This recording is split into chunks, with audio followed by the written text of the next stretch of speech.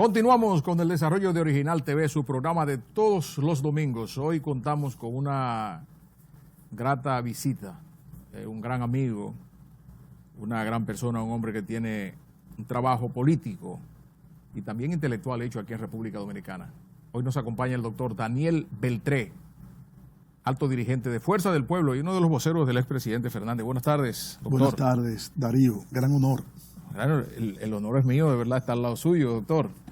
Doctor, el país está ahora mismo atravesando una severa crisis, yo diría, luego de todo esto que ha pasado con la suspensión o anulación de las elecciones, problema que venía presentando vicios desde aquella vez que el presidente Fernández, antes de las primarias, denunció que esos equipos automatizados eran fácil de penetrar y que podrían manipular la voluntad popular. Pues eso ocurrió.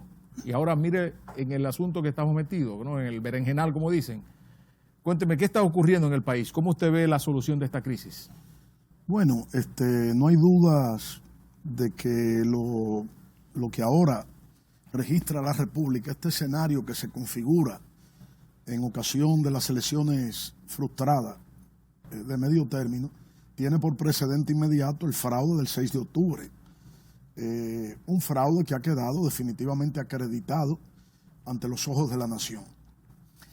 Las circunstancias que rodean las elecciones municipales, las frustradas elecciones municipales, son múltiples, pero todas de alguna manera se expresan a través de esa vocación verticalista del presidente de la República por controlarlo todo y por mantenerse en el poder más allá de todo mandato legal. Eso, sin lugar a dudas, ha sido manejado generosamente por el pueblo dominicano hasta ahora, que ha decidido dar inicio a lo que yo he pretendido llamar la primavera de los candados. Desde hace 3 días, una multitud de jóvenes se comienza a reunir frente a la Junta Central Electoral en el caso del Distrito Nacional. La locación es la Plaza de la Bandera, pero ayer ya este episodio se repetía a todo lo largo y ancho de la República. En más de 11 provincias. En casi todas las provincias ya se está replicando. Se registraron protestas pacíficas todas, pero igualmente trascendentes.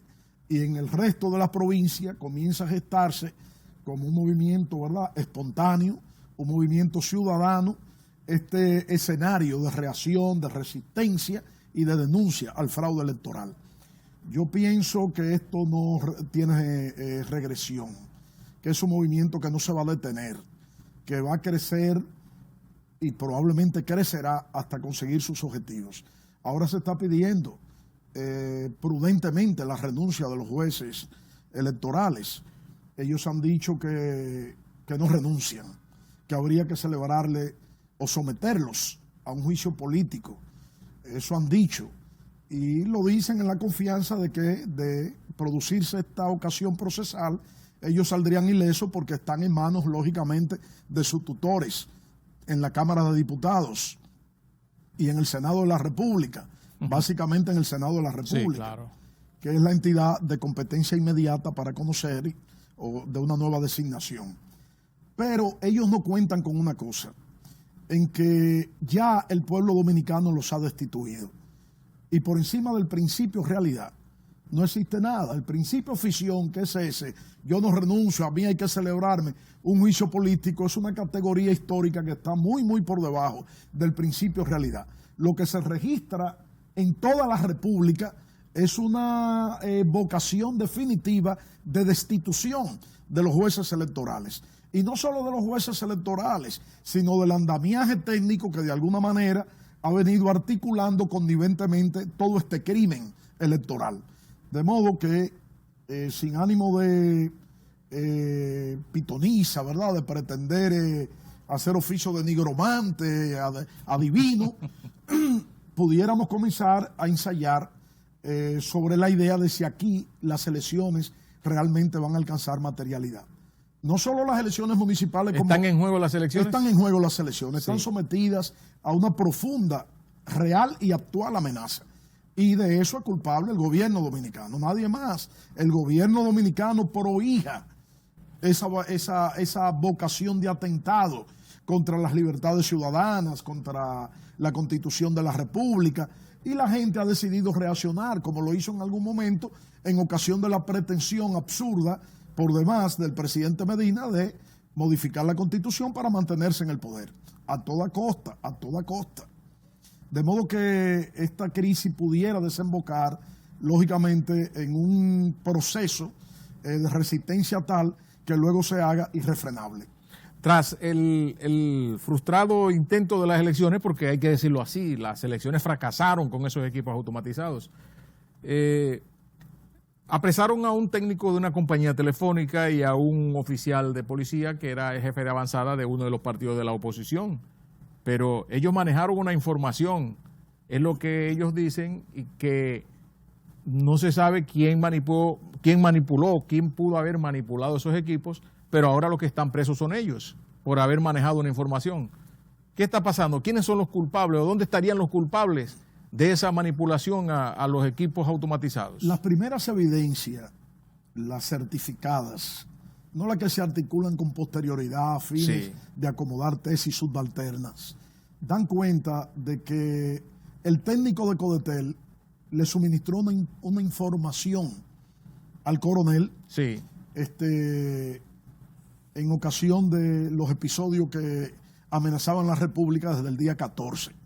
Él lo llama y le dice, mira, hay un oficial que ha pretendido, le proveamos uniforme de Codetel y vehículo de Codetel a fin de retirar un equipo que él reputa fundamental para el proceso. Bueno, ¿para qué cosa del proceso? Eso no se detalla. Y él administra esa información al amigo. Eso es todo. Ahora lo que se dice es que ellos estaban en conexión con los responsables, los articuladores del fraude. Me parece muy bien que señalen a los articuladores del fraude, que digan con quiénes era que este coronel y este técnico... Pero no lo quieren señalar. Pero que lo digan, porque usted no puede decir, fulano de tal facilitó el arma del crimen. Muy bien, ¿y quién disparó? ¿Quién disparó? ¿Quién disparó? Ese es el punto. Ellos están entrampados en eso. Yo he llegado a decir, sin temor a cualquier riesgo, que al coronel debieron inmediatamente ascenderlo a general. Sí, porque fue valiente. Ascenderlo a general porque le evitó una tragedia mayor a la República. Una tragedia mayor, esa es la verdad. ¿Y qué pasaría entonces en lo inmediato? El país está prácticamente paralizado porque ya veíamos hoy que algunos empresarios dicen, bueno, pero las empresas están paralizadas, se está viendo la economía que se está resistiendo, está resentida la economía. ¿Qué va a pasar en el país? Porque no podemos, se va el turismo, las empresas frenan, el que va a hacer un negocio lo frena, el país pierde. ¿Qué puede ocurrir en el país? Bueno, desde agosto del año pasado, la economía dominicana ha sido seriamente lastimada. Sí, agosto. Sí, desde agosto del año 2019, seriamente lastimada. Olvídese de las cifras del Banco Central y de los informes que se sirven a fines de satisfacer curiosidades. Lo cierto es que desde agosto del año pasado, reitero, la economía dominicana viene en picada. La canasta familiar se mueve negativamente, el dólar se dispara al punto de que pudiera cerrar este mes en 55 por 1. Como cosa grave, no existe disponibilidad de divisa en el mercado para satisfacer las necesidades de los importadores y el campo se arruina. Se arruina, ¿por qué? Porque bueno, los productos se le quedan en las manos, los supermercados se los reciben a crédito a los productores y ya no pueden satisfacer, ¿verdad? Honrar las obligaciones de pago en los periodos tradicionales. Hay un problema. Pero el campo está bien, porque tal vez que la visita sorpresas ahí. No, eso es un cuento. La visita sorpresa ha servido básicamente plátano a 30 para los pesos. Proveedores. Sí. Es decir, 40 tractores, muy bien. ¿Quién los vende los tractores? Hay un negocio por detrás. Sí, 5 millones de plántulas de piña. ¿Quién compra las plántulas de piña en Costa Rica? Ese ha sido el por tema. ahí que anda el asunto. Sí, hombre. Sí, hombre. Hay un estudio de la Pucamaima, creo que es sobre el impacto de la visita sorpresa, y aquello es una carcajada, es una mentira. Aquello es una mentira. Es un poco de circo nada más. Pero la idea no es esta, sino que la economía se ha resentido seriamente también porque al parecer se ha movido una parte importante del erario para financiar la campaña del candidato oficial. También. Pero claro. Y ahora ellos no saben cómo cuadrar esos números. No saben cómo cuadrarlo. Y ahora se van a gastar más dinero, doctor, porque sí, ahora hay que poner una parte que no estaba en el presupuesto pretenden hacerlo. Para resolver el problema de las elecciones frustradas. Y de ahí que hayan puesto en marcha un régimen de represión contra la ciudadanía. Es como un galdeo a presión, ¿verdad? Sí. Si usted, por ejemplo, tiene un hijo en la administración pública, usted no se atreve a hablar porque en cualquier momento es despedido. Y puede ser que ese muchacho sea ascensorista o mensajero interno, pero aún de cuestiones tan miserables se ocupa el presidente Medina personalmente. ¿Cuál es el hijo de Medrano? ¿Qué hace? Ascensorista, cancélelo. Bótelo de ahí. Bótelo de ahí. Incluso hay funcionarios, ministros, que llaman a muchachos, servidores en su ministerio, y le dicen, mira, yo quiero proteger tu trabajo, tú tienes que colocarte en bajo perfil, te estamos dando seguimiento. Sí. Por eso una niña ayer en la manifestación de la Plaza de la Bandera, la que inicia la primavera de los candados, dice que ha ido como con una máscara, un antifaz. Una máscara. Sí. Dice, bueno, me tengo que presentar así porque mi madre trabaja en el Estado. Para que no cancelen y a mamá. Podrían cancelarla, sí, para que no cancelen a mi mamá. Es un absurdo lo que estamos viviendo, pero que puede terminar en una tragedia. Sí. Y esa protesta, doctor, usted que ha visto muchas cosas más que yo, usted es un hombre que ha caminado el mundo y que ha leído muchísimo más que yo. ¿Esa protesta sería en el despertar de los dominicanos o es algo espontáneo que ha salido de adentro o es por la posición política social que está viviendo el país? Es el resultado de lo que me ha dado en llamar la ecuación del pánico. Sí. El erario, ¿verdad? Se ha pretendido proveer con empréstito, financiación externa. En toda América Latina ha ocurrido esto. Mucho financiamiento, se articula una acción tendente a hacer que el erario aparezca como enriquecido en capacidad de ofrecer muchas respuestas a los problemas, a las entradas sociales, y lógicamente todo eso se hace con dinero ajeno. Todo eso se hace con dinero ajeno. Empréstito, erario, y luego viene el diezmo del erario. Ajá. Es decir, el asalto al erario. La factura. La corrupción. La corrupción. Sí. Estamos entregando no sé cuántos televisores, no sé cuántas estufas, no sé cuántas neveras, en fin. Pero, ¿cómo adquirí esas neveras? Hubo un concurso realmente, una oposición para liberarla. ¿Dónde están las plicas? No, de repente son compras de emergencias habilitadas por la propia ley, etcétera. Y hay alguien que, bueno, compra 25,000 piezas eléctricas. Algunas de esas se reparten y otras se retienen. Y eso es corrupción. Y entonces se compran a 10 y se reportan como compradas a 13. Y las comisiones. Es un problema. Entonces llegamos a la corrupción y luego al empobrecimiento de la gente.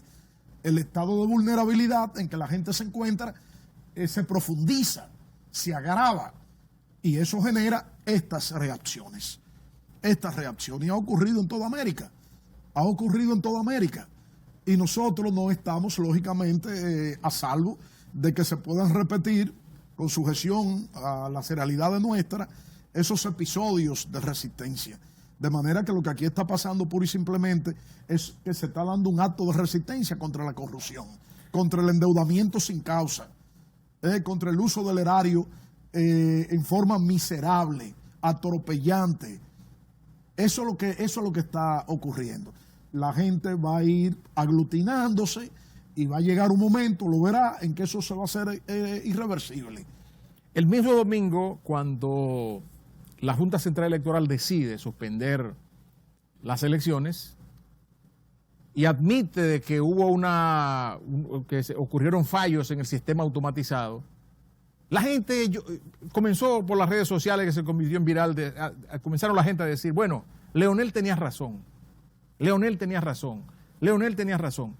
Es cierto eso. ¿Eso le ha provocado alguna variación en los niveles de preferencia en las encuestas, Leonel Fernández? Mire, yo no conozco en este momento una medición que me permita afirmar en un sentido u otro tal cosa.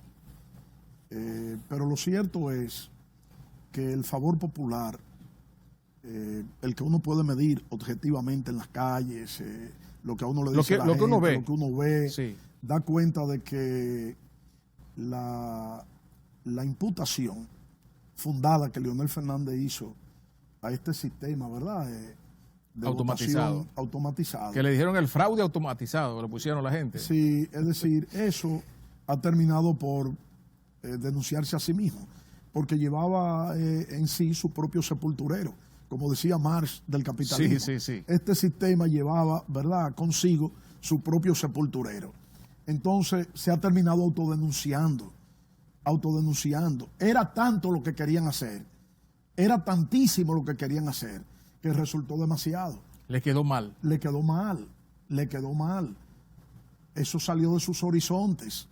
Es que la mano de Dios,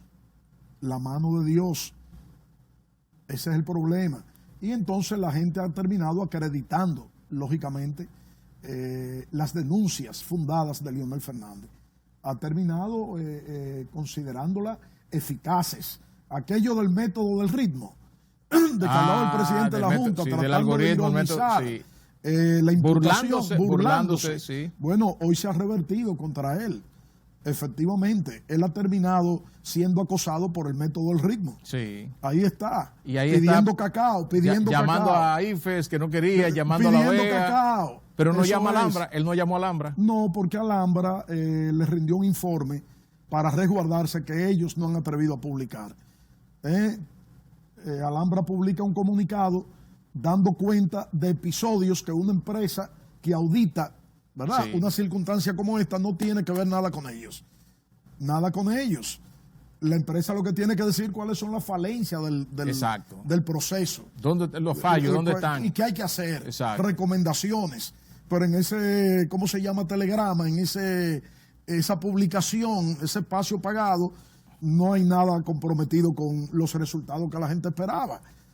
Bueno, pues ahora el principio realidad ha terminado diciendo lo que Alhambra probablemente dijo y ellos han mantenido en secuestro. Doctor, eso es. Y entonces Fuerza del Pueblo, ahora mismo, ¿qué va a hacer? ¿Qué está haciendo Fuerza del Pueblo? Porque hay una situación en la que Fuerza del Pueblo tiene obviamente que actuar, ¿no? Y orientar a su militancia. ¿Qué va a hacer? Esa cantidad de jóvenes, yo veo mucha gente de esos jóvenes que son también de Fuerza del Pueblo, en que el pueblo ha ido a protestar de manera espontánea, pero hay muchos jóvenes que son de Fuerza del Pueblo que están inspirados en Leonel, todavía, o sea, confían en Leonel y quieren una orientación. ¿Qué va a hacer Fuerza del Pueblo ahora?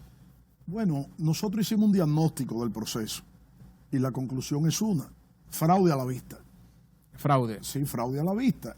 Y entonces era preciso extrañar del vocabulario electoral las palabras voto electrónico. Ya nadie habla de eso. Sí. Ahora se habla de voto manual.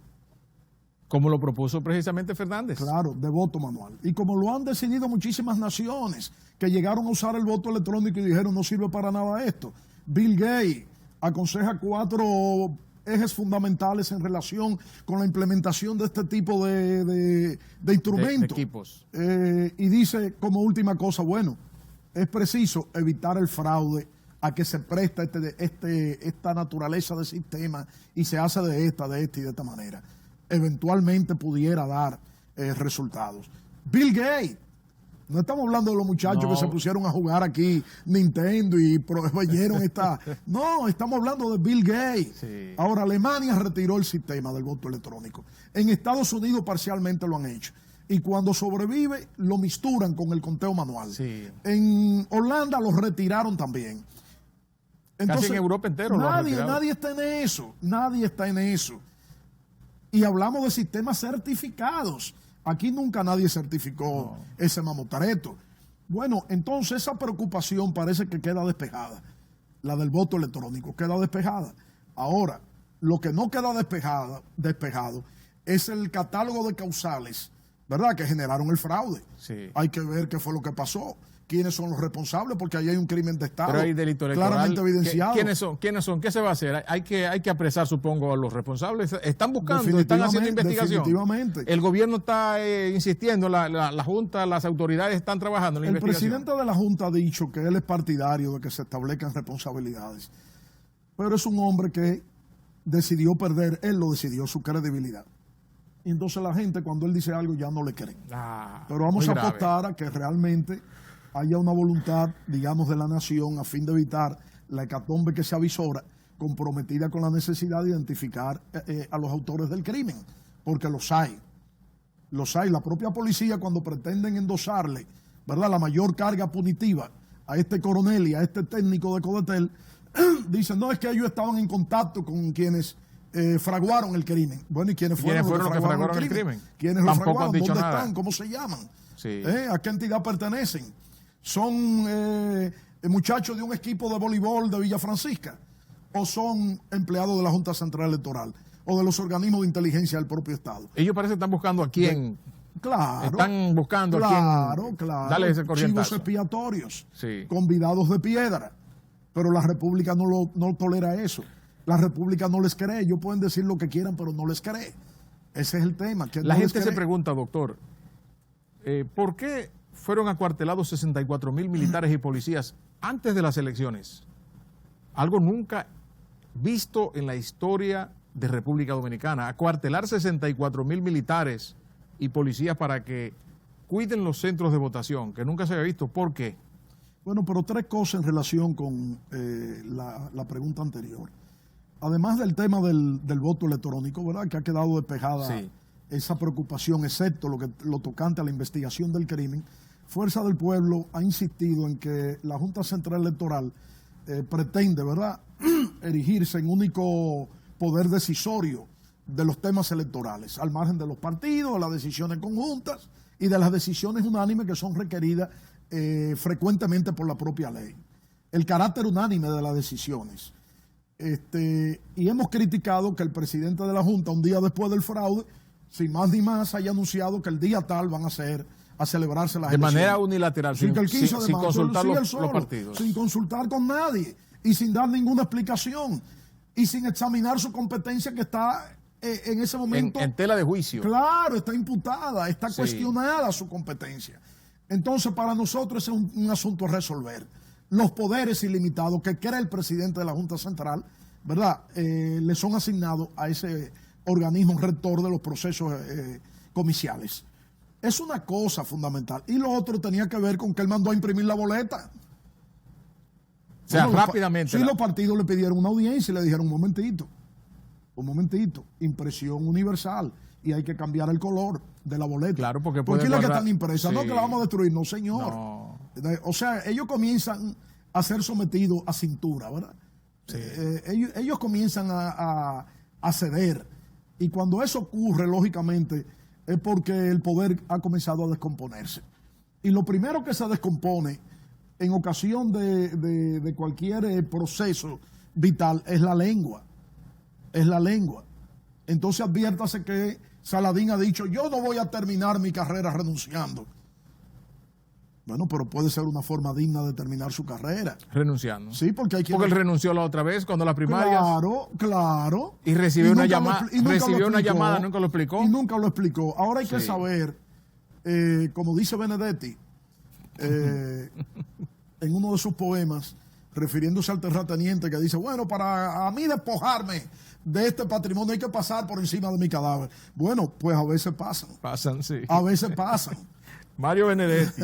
A veces me acuerdo a Mario Benedetti, no sé si te leyó, a los intereses creados. Claro. De Mario Benedetti. Hay que leerse eso. Claro. Entonces, doctor, definitivamente, ¿debe renunciar o no la Junta Central Electoral, el Pleno? Mire, en mi lógica, en la mía, personal, debió renunciar después del 6 de octubre. Debió renunciar. Y se mantuvieron ahí de manera testaruda. Sí. Pero eso es lo que yo aprecio.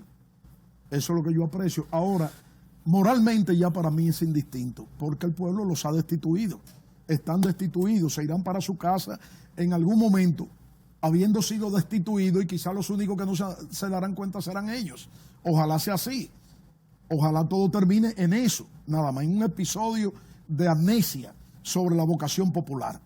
Pero pudiera terminar de otra manera, en forma tal que su renuncia sea el resultado de un acorralamiento popular. Y eso no hay que descontarlo. No hay que descontarlo. Pero el acorralamiento popular puede ser peor. Puede ser peor. Puede ser peor. Porque los inmoviliza. E inmoviliza al órgano rector. ¿Y quién puede celebrar un proceso electoral en medio de una efervescencia como la que se está gestando todos los días en República Dominicana? ¿Quién? Es un absurdo. Si los administradores del poder no son capaces de aproximarse a ese horizonte, andan perdidos. Andan perdidos. Aquí puede ocurrir cualquier cosa. Porque creen que eso solo ocurre en Bolivia, en Nicaragua, en Venezuela, solo ocurre en Puerto Rico o en Argentina. No. Nosotros O no la estamos protesta exentos. de las capas amarillas aún en París. No. Sí. Eso ocurre aquí y puede ocurrir aquí, está ocurriendo hoy aquí. ¿Qué le parece a usted, doctor, la agresión a los muchachos en la Junta Central, frente a la Junta en la plazoleta? Bueno. Unos gases lacrimógenos, como para que no protestaran, le lanzaron, no sé, ¿qué le parece? No, ese hecho está concatenado con una vocación dictatorial que sin lugar a dudas germina en el poder público hoy día. Sin lugar a dudas. Adviértase que aquí han habido crímenes de Estado. Por ejemplo, no hay que olvidar el ingeniero que apareció suicidado en una oficina pública, en la OISOE. Sí. Usted recuerda. Sí, que se disparó. Adviértase que apareció asesinado un abogado junior Ramírez, y luego se ha sabido cuáles fueron los motivos de la muerte de este profesional del derecho, que aparece incluso con amarrados a bloques y esposados y cadenas y demás, un crimen de Estado. Es decir, este es un gobierno que se ha prestado a eso, y luego tratan de diluir, ¿verdad?, el tamaño de la verdad que significa aquello, remitiendo a las jurisdicciones de juicio, la ventilación del crimen. Sí, pero el aspecto moral del crimen, sobre el que el país puede quedar interesado o no, jamás se ha tocado. Jamás se ha tocado. Han tratado incluso a través de ejercicios mediáticos subliminales de desdibujar esos hechos. Los procesos de extorsión público. Extorsión permanentemente. Todo el que tiene una vocación distinta, una idea distinta a la del presidente Medina, es un sujeto que puede ser perseguido en aduana, perseguido por impuestos internos, perseguido en sus trabajos, perseguido a sus familias. Procesos de extorsión. Esos procesos que se dan ahora, por ejemplo, de agresión a una multitud pacífica, están concatenados con esas conductas. Hay gente que es capaz de agredir. Y lo que ha pasado, afortunadamente, se ha quedado ahí. Y ojalá haya la suficiente conciencia social para detenerse eficazmente ahí. Porque si un muchacho de eso resulta lastimado, ese puede ser el fin de mucha gente en este país. Puede ser el fin de mucha gente. Van a salir a buscarlos a sus casas. Sus hijos no podrán ir a los colegios. Ellos no podrán llegar al trabajo. Eso va a ocurrir.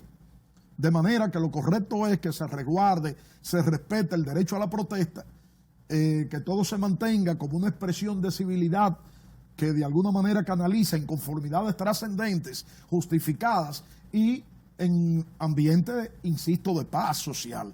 Ahora, si eso se altera como consecuencia de las agresiones que son capaces de articular estos funcionarios que quieren poderlo todo, obviamente las van a pagar.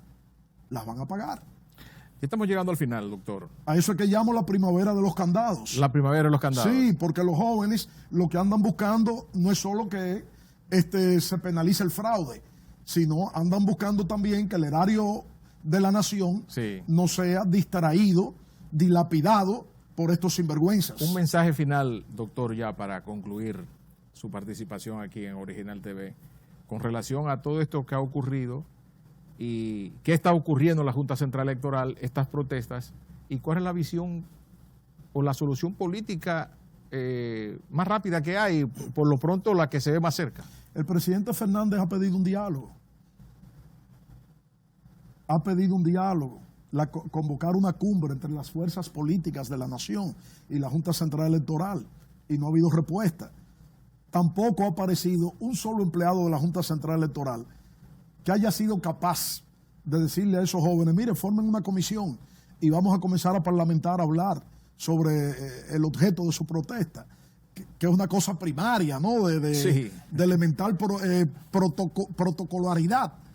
Vamos a hablar, no, porque resulta que creen poderlo todo. Omnipotentes. Ellos piensan que para construir aquí un proceso de libertad, primero hay que pasar por encima de su cadáver. Y recuerdo con Benedetti que a veces pasan. Bueno, muchísimas gracias, doctor. De verdad que gracias por su visita y sus palabras muy atinadas a la situación política, de crisis político-social que vive República Dominicana en los actuales momentos. A ustedes, amigos televidentes, muchísimas gracias también por estar aquí hoy domingo con nosotros en Original TV con Darío Medrano. El próximo domingo volveremos con muchísimo más. Así que los vemos el próximo domingo aquí. Buenas tardes.